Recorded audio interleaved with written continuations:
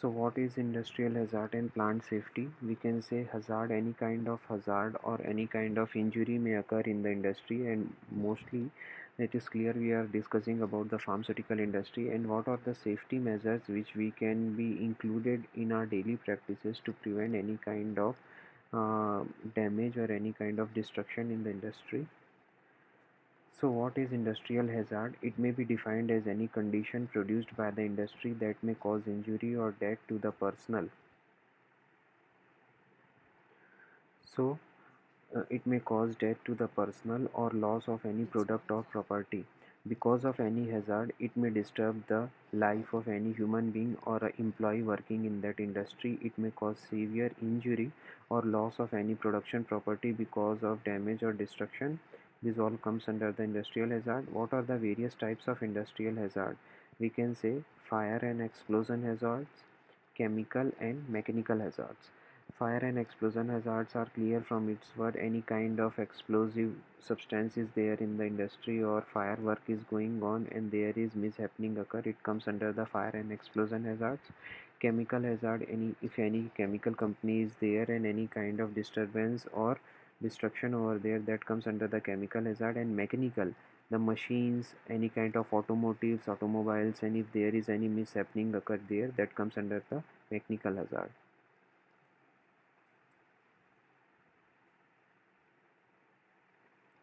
So starting with the fire and explosion hazards which may occur in the industry. What are the causes of fire and explosion hazard? Electrical system that are overloaded resulting in hot wiring or connections. जो भी electricity fitting है, अगर उसमें ज़्यादा overload कोई machines जुड़ी है कुछ ही वायर से, it may cause the overloaded of that machines, that may cause the hot wiring, जिसकी वजह से शॉर्ट सर्किट हो सकता है और आग लग सकती है.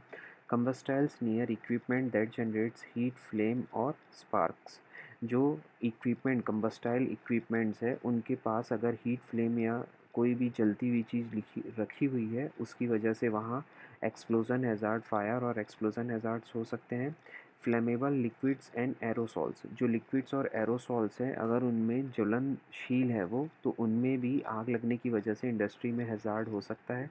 इलेक्ट्रिकल वायरिंग इन पुअर कंडीशन, जो कि वायरिंग फिटिंग के पास अगर वो कोई वायर ओपन है या फिर उसके पास वाटर रिलेटेड कोई सब्सटेंस है, तो उनमें रिएक्शन की वजह से ये एक्सप्लोजन हैज़ार्ड्स हो सकते हैं. बैटरीज़ के पास अगर कोई फायर या कोई वर्क चल रहा है तो उनमें भी एक्सप्लोजन के चांसेस बन सकते हैं. And smoking in the factory premises by workers, जो वर्कर्स हैं अगर इंडस्ट्री में स्मोक कर रहे हैं और ऐसी कोई फ्लेमेबल सब्सटेंस आसपास रखा हुआ है, तो उससे भी फायर और एक्सप्लोजन हैज़ार्ड्स के चांसेस हो सकते हैं. Now, what are the preventive measures for fire and explosion hazards? Not exceeding the maximum occupancy within the part of the building. जितनी कैपेसिटी है उस इंडस्ट्री या बिल्डिंग की, उससे ज़्यादा वर्कर्स उस इंडस्ट्री में काम नहीं करना चाहिए, अदरवाइज़ कोई भी खतरा या कोई भी एक्सीडेंट होने के चांसेस बढ़ जाते हैं.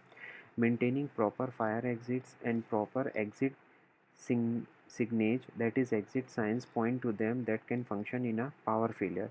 किसी भी इंडस्ट्री में या बिल्डिंग में जहाँ पर फायर वर्क चल रहा है या काम हो रहा है, वहाँ पर कोई भी फायर एग्ज़िट या इमरजेंसी एग्ज़िट होना बहुत ज़रूरी है, और वहाँ पर एक प्रॉपर साइन भी हो कि इमरजेंसी की कंडीशन में ये कैसे वर्क करेगा और कैसे इसे तोड़कर आपको बाहर जाना है. ये बहुत हद तक फायर और एक्सप्लोजन हैज़ार्ड्स को कम कर सकती है. Prohibiting flammable materials in certain areas of the facility, जो फ्लेमेबल मटेरियल्स हैं उनको ground floor in the sense ज़मीन पर या फिर कोई ऐसी जगह पर नहीं रखना चाहिए जहाँ पर खतरे के चांसेस बढ़ जाते हैं. Smoking is prohibited in industrial premises में स्मोकिंग कम्प्लीटली प्रोहिबिटेड होनी चाहिए.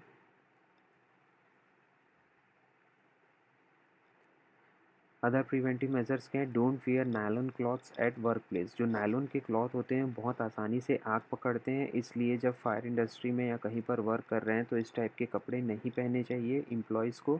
Each and every section of the industry should have fire extinguisher. ये फायर एक्सटिंग्विशर जो होते हैं ये आग बुझाने में बहुत हेल्पफुल होते हैं, तो हर सेक्शन, हर कोने और हर बिल्डिंग के हर दीवार पर, यानी जहाँ ज़रूरी है वहाँ पर ये फायर एक्सटिंग्विशर लगा होना चाहिए. Make sure that all employees are familiar with fire extinguisher. ये जो इनका सेमिनार भी होता है, एक बार वर्कशॉप ज़रूरी होते हैं फायर एक्सटिंग्विशर के यूज़ करने के लिए, तो सारे वर्कर्स और एम्प्लॉयज़ इनसे फेमिलियर होना चाहिए।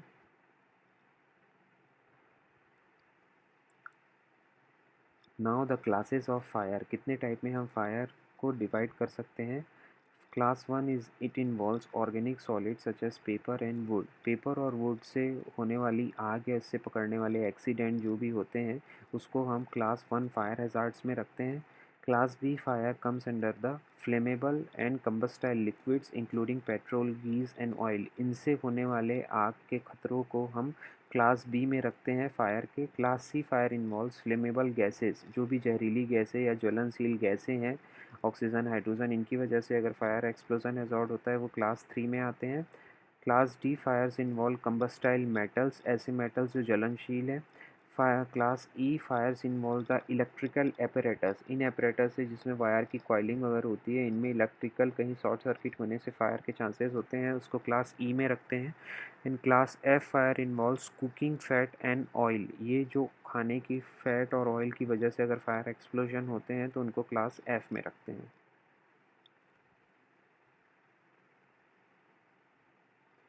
Now the safety measures, these are the few diagrams of fire extinguisher. The types of fire extinguisher, first one is the water fire extinguisher. इसमें वाटर रिलेटेड फायर होते हैं, यानी फायर को रोकने के लिए वाटर का स्प्रिंकल के थ्रू उसको रोका जाता है फोर्स के साथ। Second one is the foam fire extinguisher, ये फोम के फॉर्म में इसमें सब्सटेंस बाहर निकलते हैं जो आग बुझाने में बहुत हेल्पफुल होते हैं। ड्राई केमिकल पाउडर नाम से ही डिफाइंड है कि इसमें केमिकल्स होते हैं जो आग रोकते हैं जलने से। CO2 फायर एक्सटिंग्विशर, ये कार्बन डाइऑक्साइड का सिलेंडर आग लगने पर आग को बुझाता है। Then wet chemical fire extinguisher, ये डायरेक्ट केमिकल्स ही इसमें से रिलीज़ होते हैं जो फायर एक्सटिंग्विशर के जैसा वर्क करते हैं। मेटल फायर एक्सटिंग्विशर, मेटल में लगी हुई आग को रोकने के लिए। Now use of fire extinguisher, किस टाइप की आग लगी हुई है क्लास ए से एफ तक में और कौन सा फायर एक्सटिंग्विशर आपको यूज़ करना चाहिए, ये एक चार्ट से हम डिफ़ाइन कर सकते हैं। जैसे क्लास ए रिलेटेड कोई फायर है तो उसमें water, foam, dry chemical, carbon dioxide, wet chemical, मेट, इन सब को हम एक साथ यूज़ कर सकते हैं। क्लास बी में फोम, DCP और CO2 को, क्लास सी में ड्राई केमिकल को ही हम यूज़ करते हैं। क्लास डी में मेटल रिलेटेड, क्लास ई में DCP, CO2 और एफ में अपन वेट केमिकल फायर एक्सटिंग्विशर को यूज़ करते हैं।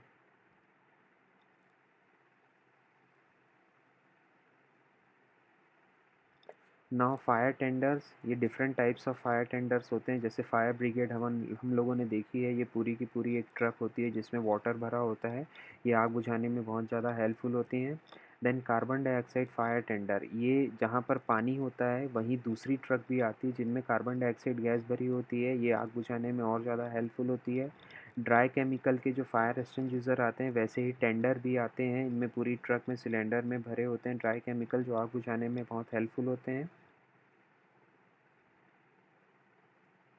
Now coming to the chemical hazards, अभी तक हम फायर एंड एक्सप्लोजन हैज़ार्ड के बारे में डिस्कस कर रहे थे। अब केमिकल हैज़ार्ड, कैसे केमिकल सब्सटेंस में एक्सीडेंट की वजह से इंडस्ट्री में डेंजरस चीज़ें हो सकती है। What are the causes of chemical hazard? Irritants are material that can cause inflammation of the body surface with which they come in contact. Common irritant substance are nitrogen dioxide and ozone, ये इस type के chemicals हैं जो हमारे contact में आने पर हमारे पूरे बॉडी में इन्फ्लामेशन और इरिटेशन कॉज कर सकते हैं अगर ये हमारे स्किन के कांटेक्ट में आते हैं। Chemical asphyxiants render the body incapable of maintaining an adequate oxygen supply. Example include carbon monoxide, ये कार्बन मोनोऑक्साइड टाइप के केमिकल्स जो होते हैं ये हमारे बॉडी में ऑक्सीजन सप्लाई को रोक देते हैं, इनको केमिकल एस्फाइजिएंट्स की कैटेगरी में रखा गया है। इस टाइप के केमिकल्स अगर एक्सीडेंटली फट जाते हैं या केमिकल्स एक्सपोजर हो जाते हैं इस टाइप के केमिकल्स का, तो वहाँ काम कर रहे वर्कर्स और एम्प्लॉयज़ को बहुत सीरियस कंसिक्वेंसेस हो सकते हैं इसके।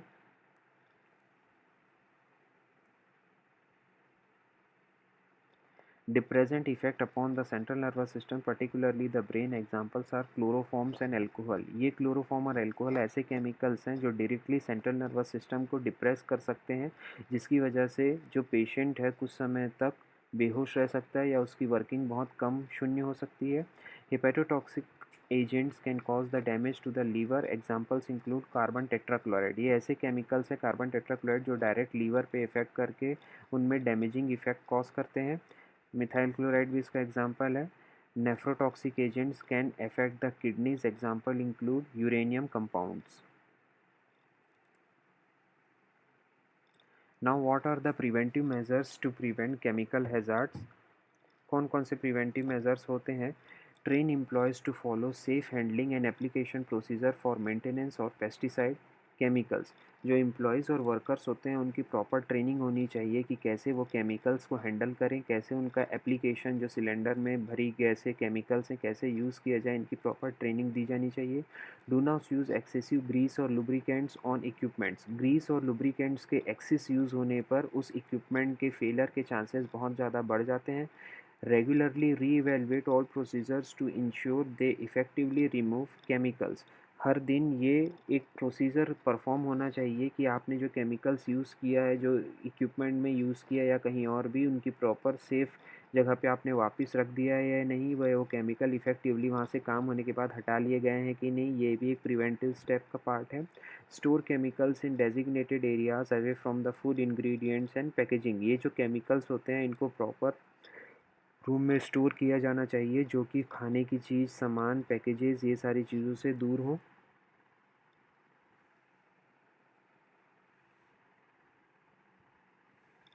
Ensure chemical container are clearly labeled or color coded and that they are used only for the chemicals. जो केमिकल कंटेनर्स हैं उनमें प्रॉपर लेबलिंग होनी चाहिए कि किस टाइप का कलर इसमें मिक्स है, कौन कौन से केमिकल्स इसमें प्रेजेंट है, ताकि आगे कोई इनकॉम्पेटिबिलिटी या हैज़ार्ड के चांसेस ना हो. Receive raw ingredients from reputed suppliers that effectively control chemical hazards. जो कि सप्लायर्स रेपुटेड होने से ये अपने को बेनिफिट होगा कि जो केमिकल्स की जो क्वांटिटी और जो सामान है वो प्रॉपर एज इट इज़ होगा, ताकि किसी भी प्रोडक्ट जैसे 99% अल्कोहल आते हैं, 70% अल्कोहल आते हैं, तो जो क्वांटिटी स्पेसिफाइड है अगर हम दूसरे केमिकल्स के साथ मिक्स करते हैं तो एक्सप्लोजन के चांसेस ना हो, केमिकल हैज़ार्ड ना हो. Ensure restricted ingredient and additives are correctly measured. जो अदर इंग्रेडिएंट एक्सिपिएंट्स हैं उनकी क्वांटिटी प्रॉपर मेजर्ड होनी चाहिए. हेक्साक्लोरोफीन एग्जांपल है इसका. Because of its toxic effect, it penetrates the human skin, so it's used only when alternative preservative has not shown as to be effective. जो हेक्साक्लोरोफीन है वो उसका यूज़ बहुत ही रेस्ट्रिक्टेड होना चाहिए और एज एंड व्हेन डिज़ायर्ड ही होना चाहिए, बिकॉज इसके बहुत ज़्यादा टॉक्सिक सिम्टम्स और इफ़ेक्ट्स होते हैं ह्यूमन स्किन में. सो अगर उसका अल्टरनेटिव कोई है तो तब तक हेक्साक्लोरोफीन यूज़ नहीं करना चाहिए.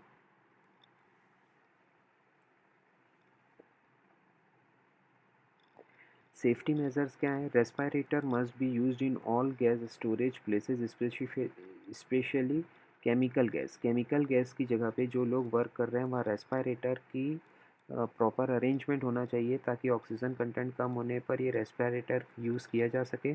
Body should be fully covered whenever people are interacting with the hazardous chemicals. Chemicals को यूज़ करते समय या उन के साथ वर्किंग करते समय आपकी बॉडी फुली कवर होनी चाहिए. When skin burn happens due to chemical, use alkaline solution always instead of water. अगर कहीं बर्न या इन्फ्लामेशन होता है किसी केमिकल्स की वजह से तो वहाँ पर पानी यूज़ करने की बजाय अल्कलाइन सोल्यूशन ही यूज़ करना चाहिए, क्योंकि पानी से मोस्ट ऑफ द टाइम वहाँ पर फफोले बनने या स्वेलिंग होने के चांसेस बढ़ जाते हैं.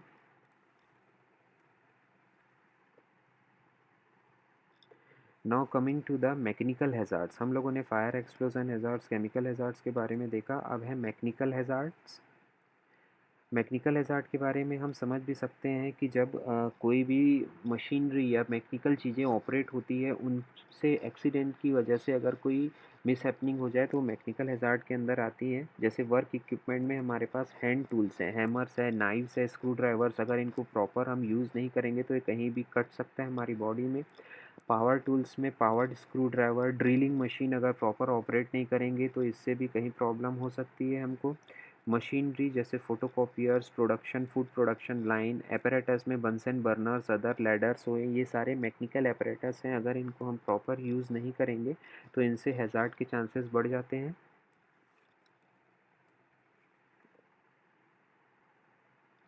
नाउ कॉजेज एंड प्रिवेंशंस क्या हैं इनके कॉज? रोटेटिंग मशीन, इनके कॉज क्या है? Machinery with the rotating part can catch loose clothing hands और air potential causing serious injuries. जो मशीन रोटेट कर रही है वो अपने पास एयर कंप्रेशन, एयर का एक ऐसा रिवॉल्यूशन बनाती है जिसकी वजह से अगर कपड़े जो हवा में उड़ रहे हैं या बाल जो ढीले हैं वो वहाँ पर उन मशीन के साथ क्लॉग होके मशीन में फंस सकता है, जिससे सीरियस इंजरी के चांसेस हो सकते हैं। इसके प्रिवेंशन के लिए क्या करना चाहिए? जो रोटेटिंग शाफ्ट, बेल्ट और पुलीज है उनको फुली कवर्ड करना चाहिए गार्ड से या कवर से, ताकि कोई भी एक्सीडेंट के चांसेस वहाँ ना बने। टूल्स के कॉजेज़ के जो भी हम टूल्स यूज़ करते हैं, careless use of tools in poor condition can cause injury to the hands, eyes, head and limbs. इनकी वजह से इंजरी के चांसेस बहुत ज़्यादा बढ़ जाते हैं। इनके प्रिवेंशन के लिए जो टूल्स हम यूज़ कर रहे हैं वो डिफेक्टिव और डैमेज ना हो, ये इंश्योर किया जाना चाहिए।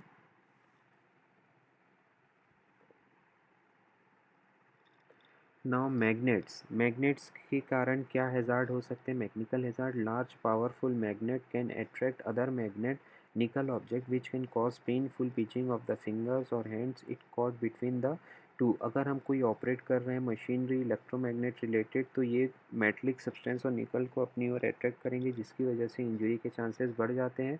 Inform people of this hazard before such magnets are used. अगर इस टाइप के मैग्नेट हम यूज़ कर रहे हैं तो पहले से पब्लिक को इसकी इन्फॉर्मेशन दी जानी चाहिए, जो एक प्रिवेंशन का एक बहुत ही अच्छा स्टेप है। Glass wares, any kind of glass ware has the potential to break thus cracking creating the risk for cut. जो ग्लास वेयर हम ऑपरेट कर रहे हैं ऑब्वियसली अगर वो टूट जाएगा या हाथों में लग सकती है, तो उसके प्रिवेंशन के लिए हमें क्या करना चाहिए? प्रॉपर आई प्रोटेक्शन के लिए गॉगल्स पहन कर रखना चाहिए, हीट से रेजिस्टेंट ग्लास वेयर यूज़ करने चाहिए and clean up the broken glass. जो ग्लास टूट गए हैं उनको रिमूव करने के लिए इमीडिएटली डिस्पोज करना चाहिए वेस्ट बिन में। ओके।